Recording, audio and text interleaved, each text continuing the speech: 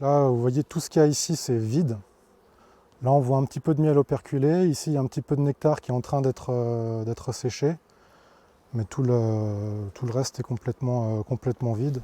Sylvain Merveille n'avait jamais vu ça depuis 10 ans.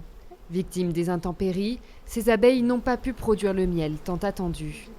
Elles ont commencé la saison très bien. Au mois de mars, tout allait bien. Il y avait des belles colonies. Et puis ensuite, avec la météo, elles ont été obligées de ponctionner dans leur stock. Donc non seulement il n'y avait pas de nectar qui rentrait, pas de miel qui rentrait, mais en plus, elles utilisaient leurs réserves. Donc c'était très très compliqué. Alors que les dernières récoltes touchent à leur fin, le bilan est catastrophique. Il n'aura qu'une gamme de miel réduite à proposer. En termes de quantité, c'est moitié moins, donc c'est pas extraordinaire. Et puis en plus, au niveau des variétés, cette année, on n'a pas eu de printemps, on n'a pas eu d'acacia. Châtaignier est très mauvais, donc on se retrouve avec une gamme de miel qui est assez petite.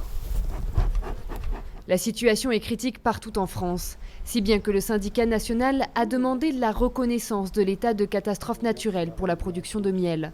En Dordogne, les 1500 apiculteurs devront se reposer sur leur stock. Une ruche doit rapporter à peu près 27 kg de miel. À l'heure actuelle, une ruche, suivant les bilans, est entre 8 et 12 kg. Ça sera catastrophique. Depuis 20 ans, on n'a jamais vu une telle faiblesse en récolte de miel. Les abeilles rentreront en hivernage à l'automne. Reste à espérer que le printemps 2022 sera plus doux et rattrape un peu cette saison noire.